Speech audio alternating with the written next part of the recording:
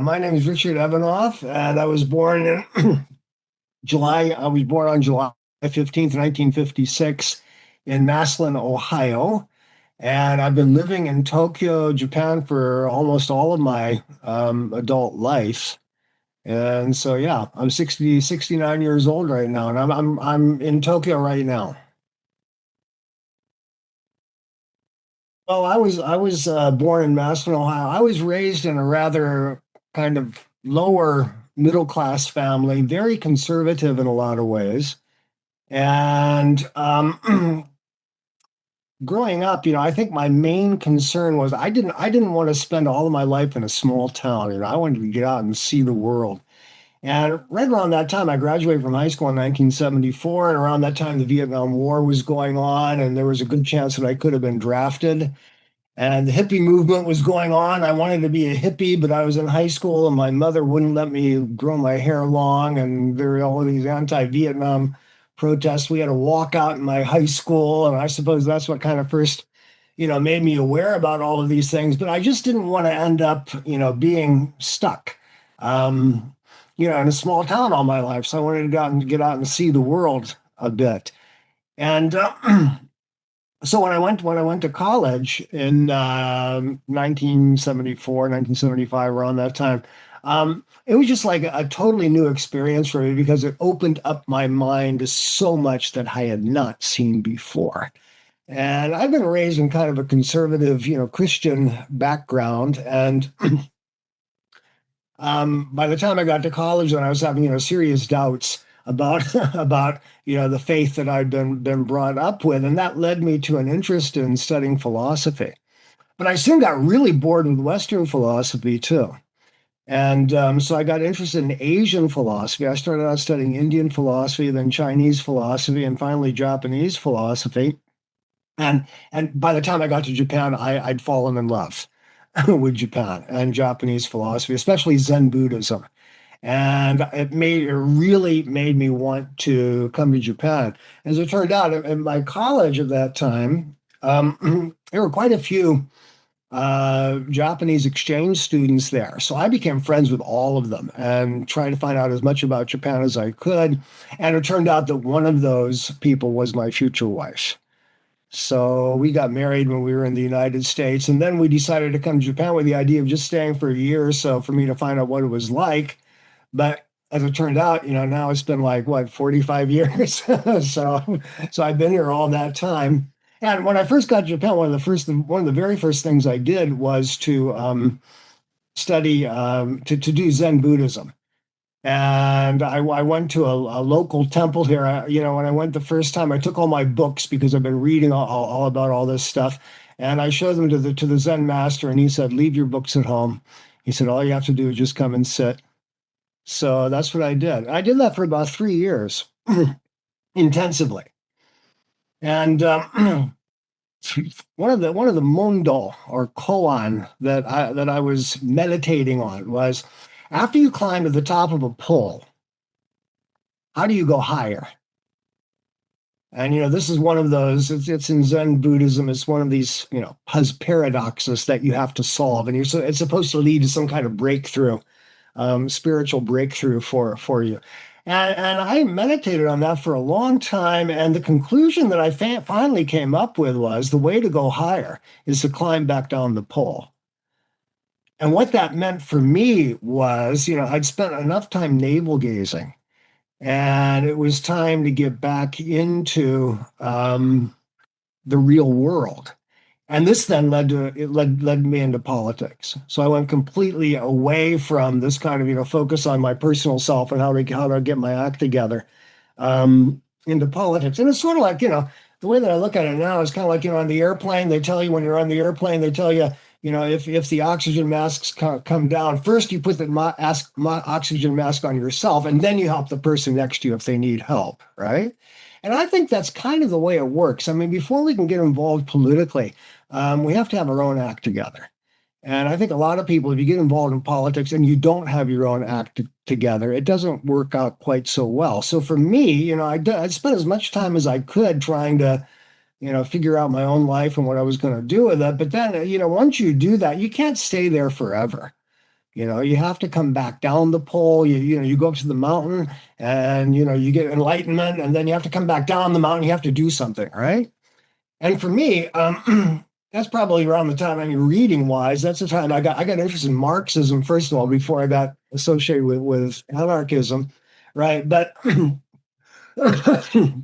I was in graduate school in the United States, um, before coming to Japan, one of my professors had given me a book about Proudhon, the mutualist anarchist, and I read that, and that book had a major influence on me, and I think it had an influence that is extended throughout my life, because as far as schools of anarchism go, I'm not a revolutionary so much. I'm not hardcore. I'm more softcore. I'm more of a mutualist. I'm interested in cooperatives. I'm interested in what we can do in our everyday lives. I'm interested in how we can do something here and now that changes things, even if we don't have this major type of social change that a lot of anarchists are interested in. So Proudhon was a major influence on me. And then later, I got interested in environmental politics too. And there are a couple of roots here. One was, living in Japan, one of the problems that foreigners have, if you ever live overseas, one of the problems foreigners have is you're isolated, right? So you need to make contact with people, for me, Japanese people, because, you don't have any friends, you don't know anybody, so you need to make contacts. And you want to make contacts with other people from your own country, other Americans. And in the process of doing that, you end up meeting all kinds of people from all over the place. And so this led me into kind of community organizing. But the roots for this were basically two, right? One was I got involved in literary circles in Japan. One of the literary circles was a group that was, they did all kinds of stuff. They had like a writer's workshop. I was interested in writing, so I went to the writer's workshop. I was writing poems and short stories, that sort of thing. And this was a community, and it was composed of, both foreign people who were writing in English and also Japanese people who were writing in English. So it was a very good mixture of people. And then I got involved with the group and started as an organizer, also started to do community organizing with this group. Community organizing, I feel, is kind of important. And we did it sort of along anarchist principles, because when we get together and do stuff, it wasn't that we had a leader that was telling us what to do. Everybody would just kind of contribute, and we didn't have like any kind of hierarchy. And we did poetry readings, we did, book publishing, we published a magazine, and it was all kind of, just people volunteering for what they wanted to do. So this kind of provided, an organizational model for community organizing for me that I kind of kept throughout my life. And then the other group that I got involved with was when I was younger, I used to really like to go hiking. And there's a lot of people don't know this, but around Tokyo there are tons of mountains. The house that I live in is on a mountainside, and if you keep going further that way, you come to Mount Fuji, and you walk through mountains the whole time. And there's just tons of places to go hiking around Tokyo and even inside Tokyo, and people don't realize that very much. So I joined this hiking group, and I was connected with an NGO, with Friends of the Earth. So Friends of the Earth Japan, they'd opened a branch here. And later I joined another hiking group that was called Jambo.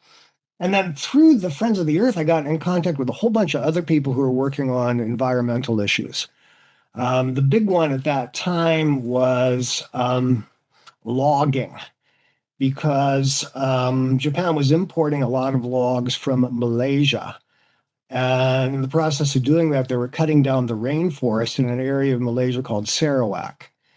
And the indigenous people who were living in Sarawak were having a really hard time, because they were losing the land that they had lived in. They were losing their culture. They were being, shifted to the cities, and ended up living in ghettos and having all kinds of problems with alcoholism and everything else, right?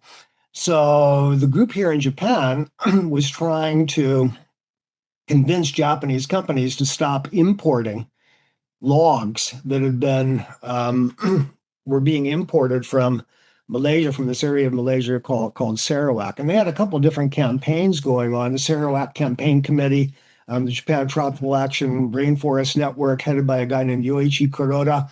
So I was, kind of peripherally involved with these groups.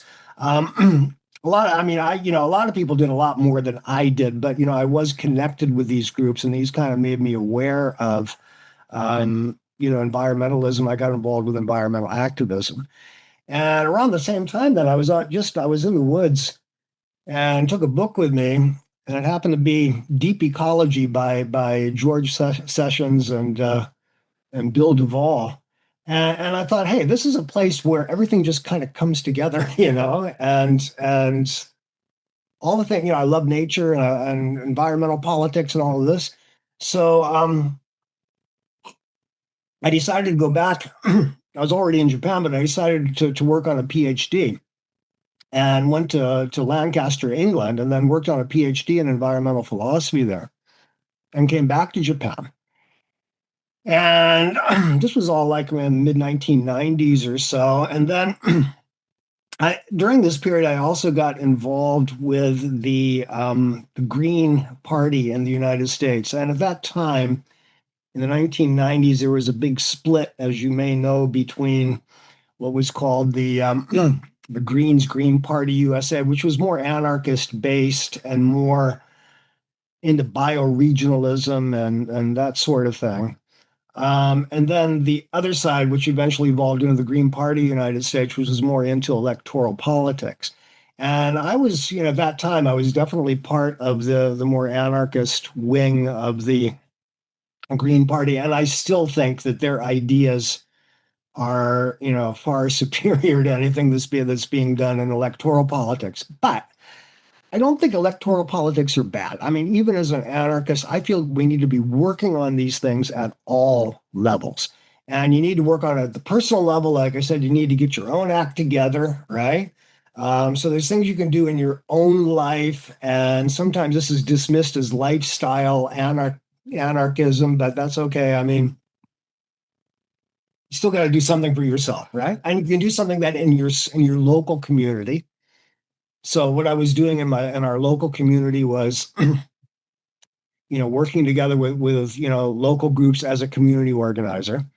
And then I feel that you need the larger scale. Okay, and if you want to do things like electoral politics, okay, maybe that's not what you really want, where you really want to end up, but it might be a step along the way.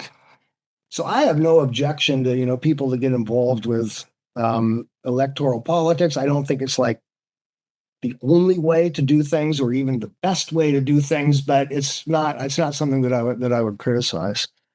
Yeah. Then another thing that I got involved with here in our local neighborhood, this again was like local politics, but I got involved with the first of all, the cooperative movement. I was always interested in, the Rochdale principles, which were developed in the 19th century by people who were forming some of the first cooperatives. And here in our own neighborhood, even now, my wife and I, we belong to, it's called the Nishi Tokyo Seikyo, which is like the West Japan cooperative. And so I've been involved with that too. And I got in touch with some people from Seikatsu Club Consumer Cooperative and learned a lot from them. And I don't know if people are aware of this, but the largest cooperative, the largest consumer cooperative in the world is Seikatsu Club Consumer Cooperative here in Japan. And they've got, just a lot of remarkable ideas about how to create an alternative that doesn't necessarily, it's not going to, transform the whole of society, but it's creating an alternative, building the new society in the shell of the old, as the old IWW slogan had it. Yeah. And I also got interested in like worker ownership and, worker management. I was associated with the Grassroots Economic Organizing newsletter, which was published by a guy named Len Krimmerman at the time. It's still going on. And they were talking about, like what can workers do to take over companies through employee stock ownership plans and this sort of thing. And that was really attractive to me too. My first job when I got out of college before I went to graduate school was working at a radio station. And while I was there, I was I was in the advertising department. I was spending a lot of time working, and I'm making all of this money, and all this money is being given to the owners so that they can own the company. They use my work to pay for the company so that they can own it. And I was thinking, like, hey, isn't there a better way to do this? And you start to look at work cooperatives. You start to look at ways that the workers can self-manage their own companies, ways that they can own their own companies. And this is not Marxism. This is not like, the state's going to take over, and instead of working for a capitalist, you work for the state. This is, giving power to people themselves inside their own companies to be able to do the work that they want to do, and to be able to benefit from that, and to be able to manage their own decisions. So this was very appealing to me. And it links back to Proudhon because, this is kind of the mutualist, aspect of Proudhon. Around the same time, in our local neighborhood, another thing that was going on was there was a plan for a school to dynamite a mountain near our house. And they were going to build a new sports complex there. And so we made, in Japan, the Japanese call it a Hantai movement. We made an opposition movement to oppose this. And interestingly, it was many of the people that were involved with this, not all of them, but the main leadership of this group were members of the Communist Party here in Japan. And it was kind of fun, being able to work together with them. And again, the same thing. Even though I don't have much sympathy for the way communism tries to solve the problems, I think they got a pretty good understanding of what the problems are. And so, we worked together with them. The anti-globalization movement was going on around the same time, and I was kind of involved with that. We did some marches in downtown Tokyo and that sort of thing. And the guys are there waving, the Japanese guys are there waving the black flags. So, but I was really more interested in these local issues, right? I was anti-globalization, but interested in these local issues. And the deal was the school wanted to dynamite this mountain, so we made a group to oppose that. And the way our strategy worked was on the top of the mountain there was a Shinto shrine. And we reactivated the Shrine Association and started having Shinto ceremonies there, which meant that the school legally could not tear down the mountain because, right, there was an active shrine on top of the mountain. Yeah. So I became Shinto and participated in their ceremonies. The Shinto ceremonies are beautiful too. We said a prayer, and the prayer was something like this. In the past, in the golden age, people lived in harmony with nature and in harmony with each other. And then people became selfish, and they started going their own way and doing what they wanted to do and destroying nature, right? But now there's redemption, and now people are trying to restore this harmony. And harmony is a big concept in Japanese philosophy. Trying to restore this harmony between ourselves and nature and ourselves and other people. In the end, right, we kept this movement going on for like about 20, 25 years. And in the end, what happened was we convinced the city government to buy the land and to turn it into a city park. So we managed to save them all. But there were other things going on too, because there was also a plan to build a tunnel through one of the major mountains that's near my house, and we were opposed to that too. We lost that one because eventually the tunnel was built. And the argument was, we in our local community, we had a couple thousand people who are going to be affected by this, road construction. And at that time in England too, the anti-roads movement was, pretty strong. So maybe you could see this as part of that. But we were opposed to building the tunnel through the mountain, but only about 1,000 people were affected. And then the government kept saying, yeah, but look at all the thousands and thousands and thousands of people that can use that road and that it's going to benefit. So we ended up losing that one, but we tried. Yeah, we tried in the effort. So another thing around that time was that I started this is around the year 2000 or so, coming out of the Green Movement.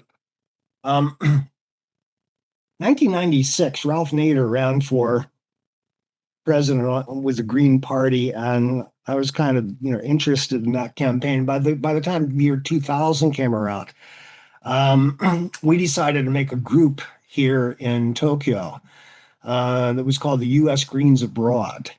And the purpose of this group was to give support to the Green Party. And at that time, we were associated both with the more anarchist inclined Green Party USA, but also we were associated with the Green Party of the United States.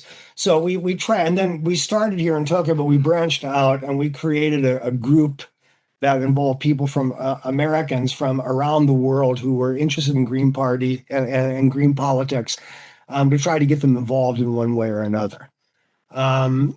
So we did that, and then as part of that initiative here in Tokyo, I started a group. We call it the Echo Study Group, and we met at the university that I teach at. We met there monthly.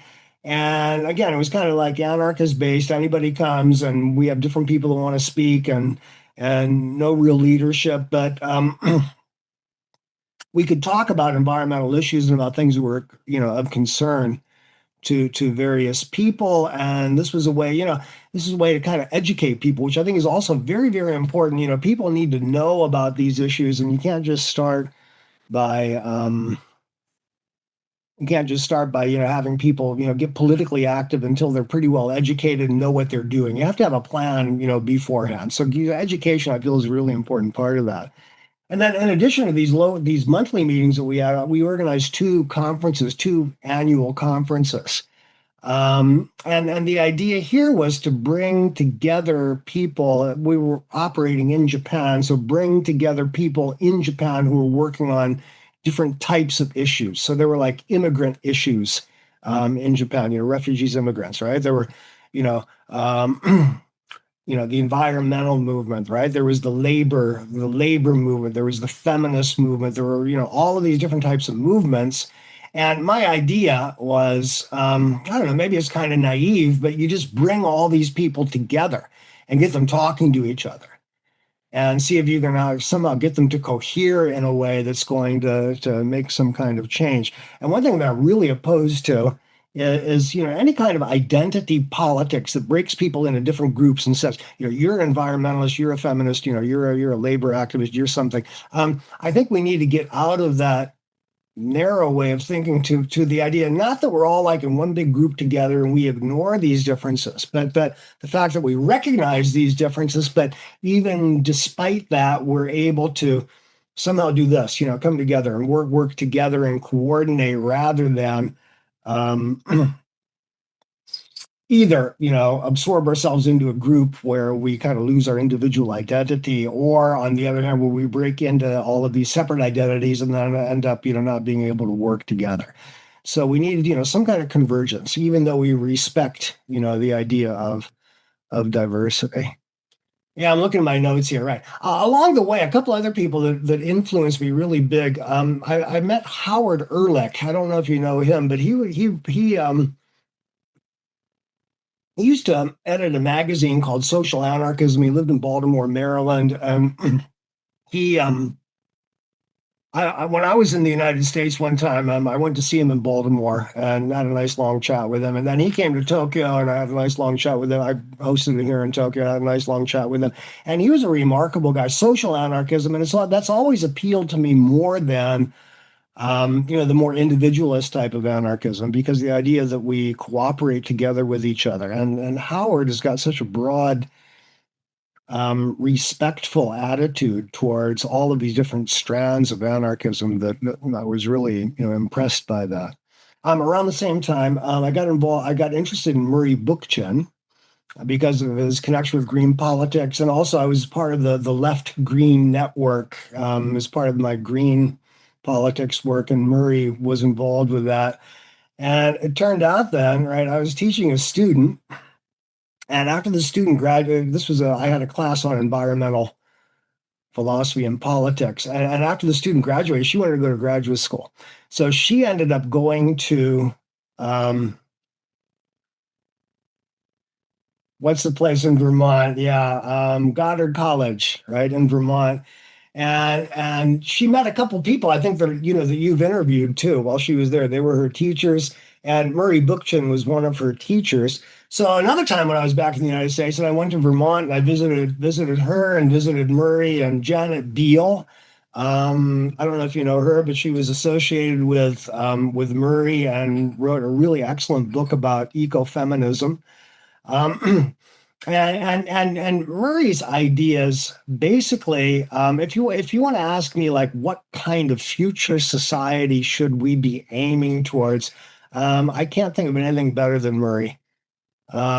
His idea of social ecology, his ideas of libertarian municipalism, his ideas about how to get people involved in politics.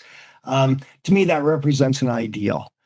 Um, at the same time, I'm realistic enough to realize that it's not something that's going to happen tomorrow. It's not probably not going. It's not no. It's not going to happen in my lifetime. But the idea is, having something like that in place it's ethical idealism. And ethical idealism means that you have a vision of where you want to go. And if you got that vision, then you start to move towards that vision. And if you don't have that vision, then you just kind of like wandering around doing this and doing that, and you don't have any direction that you're going in. And I don't have a teleological view of history, which means the idea that history is moving in some kind of direction that we can't change. I think we create our future. It's not something that's predetermined, like dialectical materialism, like Marx said. Yeah. It's something that we create, and we have choices, and we can create it in different directions. But I think you need that kind of vision to be able to um, give you direction as to where which direction you're going to be heading, and even if you can't realize it all. So that makes me, in terms of my anarchism, that makes me sort of a gradualist. As I mentioned at the beginning, I'm not a revolutionary. Um, I think, yeah, if you had a revolution tomorrow, most people wouldn't know what to do, and it kind of like all fall apart. And, different power groups, just like what happened in the Russian Revolution, maybe even the American and French revolutions, right? Different power groups, they take over and they start to dictate the way society is going to be. And that's not really a solution. So I've always been more impressed by, the ideas of things like the IWW, the Industrial Workers of the World, their idea of, building a new society in the shell of the old. And this connects, very well with Trudeau's mutualism too. There are things that we can be doing right now to create these alternatives in society. Um, Create these alternatives, and yeah, you're going to get opposition. It's not going to work. Because you've got all of these other structures in place that are working against it. But you start to build these alternatives, and in the same time educate people about these alternatives. Then as this grows, if this grows, and there's no guarantee that it's going to grow because we make our history, right? But if it grows, right, then this provides an alternative, a dual structure beside the main structures and powers of society. This provides a dual structure that can in time perhaps, right, take us to the the future that we want to be moving in. Another person that had a major influence on me during this period was Peter Berg, um, who's one of the persons who developed bioregionalism together with Gary Snyder and Raymond Desmond and a few other people. And Gary Snyder, he was a American poet. He lived in Japan for a while, and then he went back to the United States.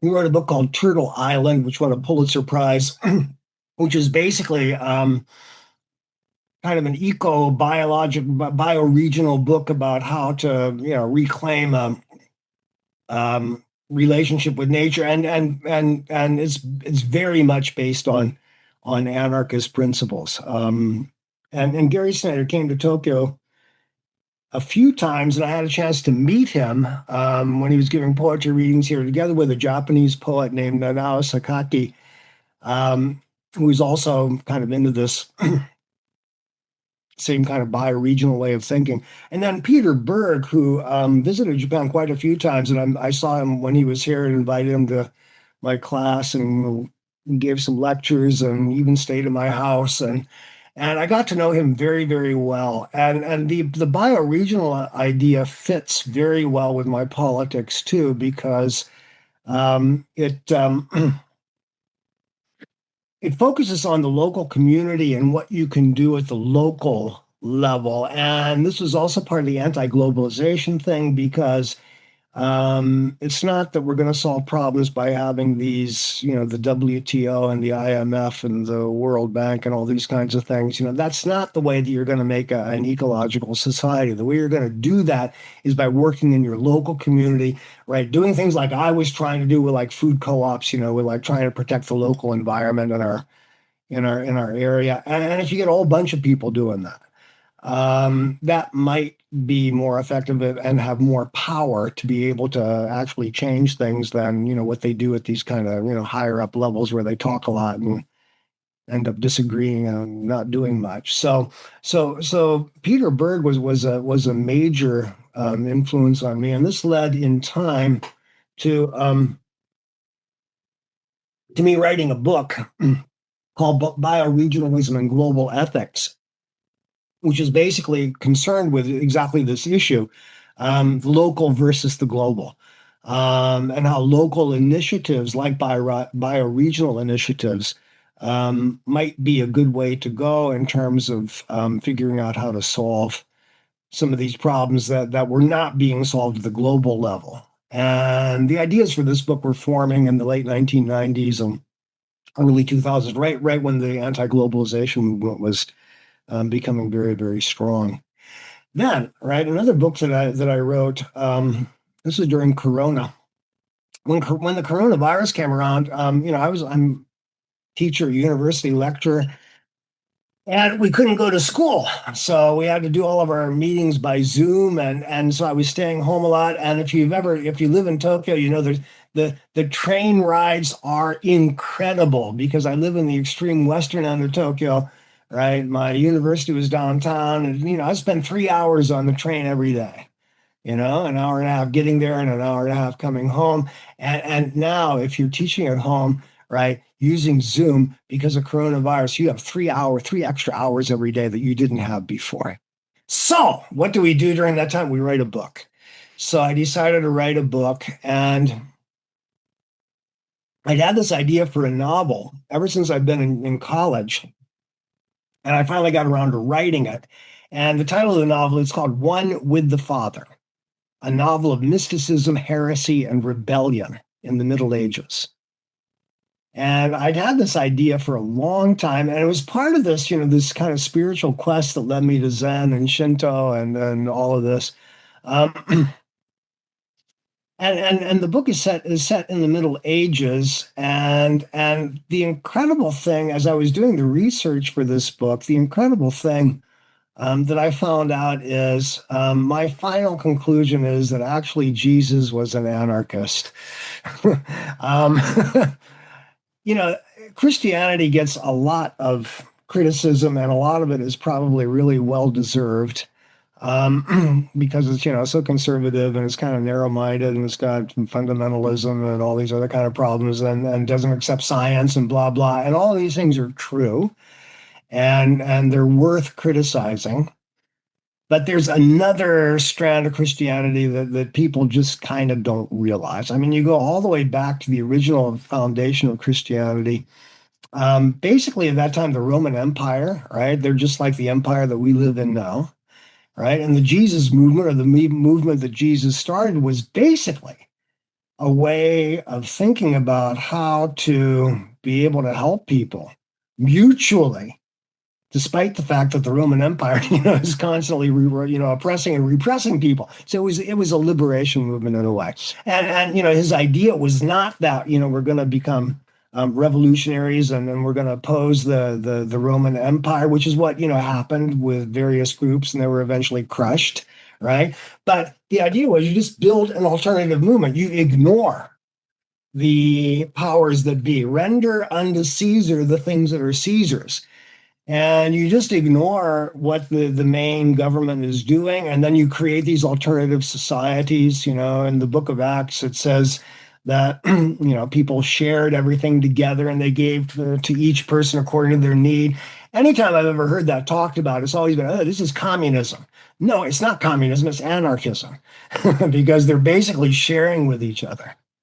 And at that time, to say Jesus is Lord, right? the way that that's interpreted by most people is this is some kind of hierarchy where, Jesus is like, oh, you're the main guy, and we're just like the peons that we have to serve you, right? But I think in the original context, to say Jesus is Lord meant you did not agree with Caesar. You were saying, Caesar, we don't support you. You're not our Lord. Jesus is. And by that, they don't mean that Jesus is the king that rules over us. What they meant is that we have this alternative way of thinking about things that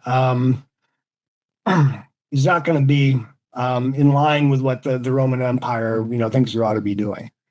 So I look at that period of history. I mean, you can interpret this in different ways, but I mean, you can look at it, and I think you can make a coherent interpretation that would say that the early Christian movement was actually an anarchist movement. I really think you can do that. And then you look at how this developed in the Middle Ages, and of course you have the development of the church hierarchy, and eventually the Protestant Revolution comes along. But in the Middle Ages, there were also all of these really interesting trends going on. That were opposed to the main hierarchy of the church.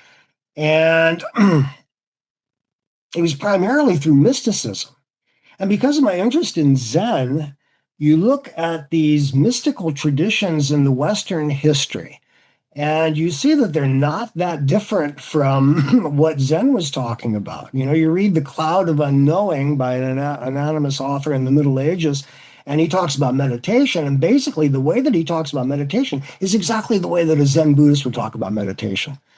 You give up all thoughts. You give up all of your ideas about things. You look at the way that you think, and then you realize that you're living your life in terms of all these thoughts that you have, rather than emptying your mind of these thoughts so that you can find a new way of looking at and approaching the world. And if I sit and do meditation, I sit and do meditation. When I do meditation, and if you ask me, is what you're doing Zen or is what you're doing Christian contemplation, I can't tell the difference, because basically it's you're emptying your mind. And then at the same time that all these mystical things were going on, there were very strong political movements going on among local people, mainly connected with local revolts and peasant revolts and these kinds of things. And most of them were crushed because people didn't have the power to be able to actually change society. And then the Black Death comes along, and then lots of people end up dying, and the barons and the lords, they kind of lose a lot of their labor. This gives labor more power, and eventually this leads to people saying, hey, we can do all of these things without being supervised by the lords and the barons, and eventually leads to democracy. So I wrote a book, about this, a novel, and it was set in this period of time, talking about some of these revolts and the ideas that were behind them. Yeah. And I suppose what this means, what this means is, if you talk about I'm sorry, I've just been going on. How do I understand anarchism? This is one of the questions, right? It's a practice. It's not an ideology. And I don't even like the word anarchism. I think you can get rid of the label, even, because if I go around and tell people I'm an anarchist, and like, this is an anarchist organization, and people immediately they're suspicious. They say, what the hell's going on? Do I want to be part of this? It sounds like a cult. It sounds like I could get arrested. It sounds like something that might have make a lot of complications for my life. So we can just omit the word. We don't even need the word anarchist, because it's not an ideology. It's not a way of thinking. It's not something you have to conform to. And so in my life and in my practice, I'm constantly, doing things that are based on anarchist principles. And if people ask me about it, I'm free to share it, right? But I'm not going to try to impose any kind of ideology on other people and say, this is the way you got to think, or you're not allowed to vote, or you can't do this, or whatever, That's part of what anarchism is about, is giving people the freedom to be able to come up with their own solutions to problems. The only ethical principles that I really feel very, very strongly about are, first of all, the principle of non-domination. Whatever you do, you should not be trying to dominate other people in the sense that you get other people working for you in ways that benefit you rather than benefit the person that's actually doing the work. So non-domination to me is kind of non-negotiable. The other one that's non-negotiable for me is non-violence. To me, violence, if you do any kind of violence, I mean, anarchism is littered with examples, propaganda of the deed and illegalism and all kinds of stuff that involved, violence against people. To me, violence against people, that's a form of oppression. I mean, that's like actually the number one form of oppression because it means you're taking away somebody's life and or you're injuring people. And to me, there's nothing more oppressive than that. And that just seems to me to be totally incompatible with any kind of, firm understanding of anarchism, which is that we give people freedom and we help them to develop in the ways that they want to develop autonomously. You know? And the other thing about my own point of view is, as I said, I'm more of a gradualist, and I realize this is not too popular among many other hardcore anarchists who want revolution or they want to make these major changes. I'm not sure that gradualism. I said we're not moving in a particular direction of history teleologically, but and there's no guarantee that there's going to be some kind of anarchist society in the future, but we know the direction we're moving towards. And things have to develop organically because I think if you try to force them through revolution, you're going to end up with a big mess.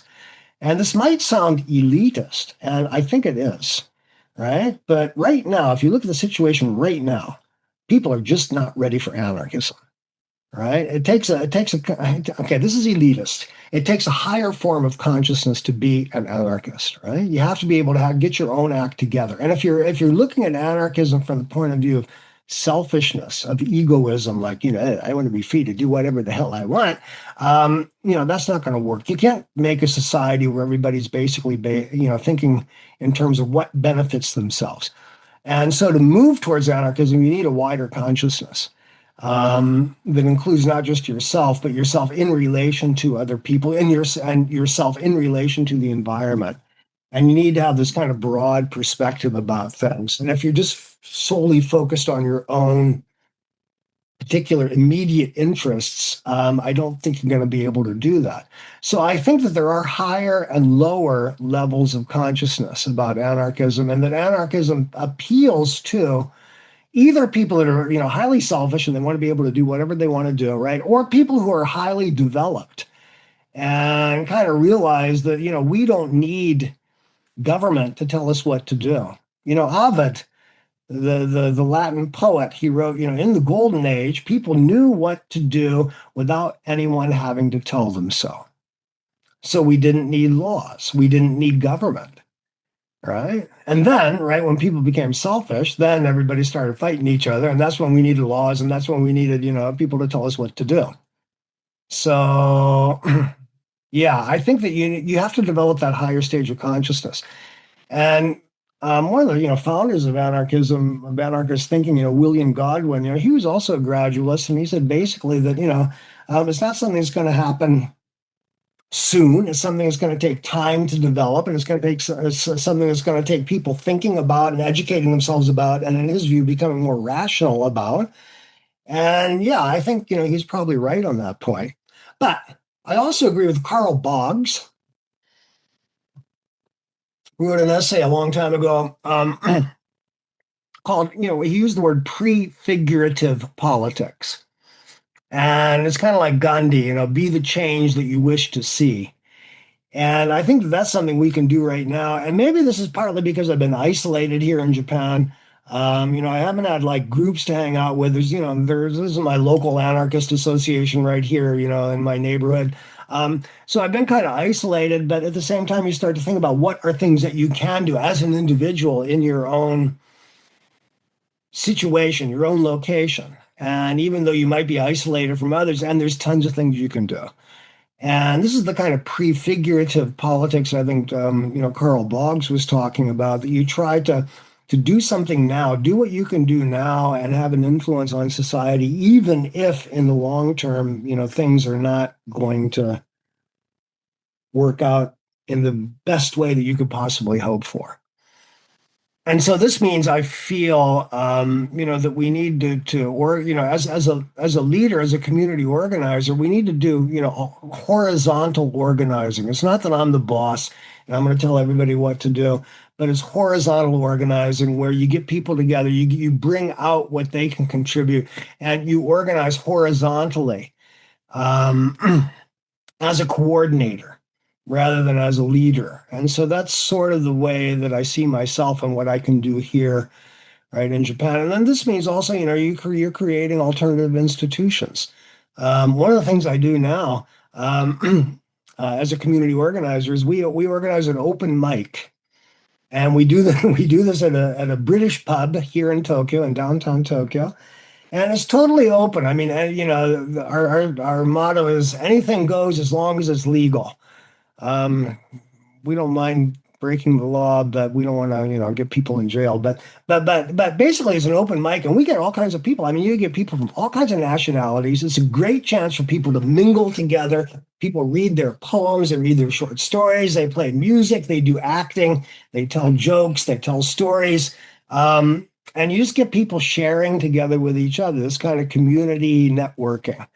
And I coordinate it, but I certainly don't lead it. And, the people that come there, they basically do what they want to do. And it's a great chance for people to be able to meet and talk with each other. Okay, that's not having a revolution and, making a new society, but it's one step. And this kind of community involvement, I think, is very, very important. So I guess I'm going to wrap up. I guess that I think that, if anybody's interested in anarchism, first of all, there's just a lot of different ways you can get involved, a lot of different ways you can think about it, a lot of different ways you can do. Explore, find out what works for you, right? For me, it's been very important to think about this from an individual level. What can I do personally? And at the same time, to think about how you coordinate with others in groups to be able to achieve something that makes society better, even if it's not making it the best that it could possibly be, right? And how to restore a relationship between ourselves and the environment and nature. And if we can do those three things, focus on improving ourselves, improving our relations with others in society, and improving our relations with the environment, I think we're on our way. And who knows where we'll end up, but at least we've got a direction to be moving in.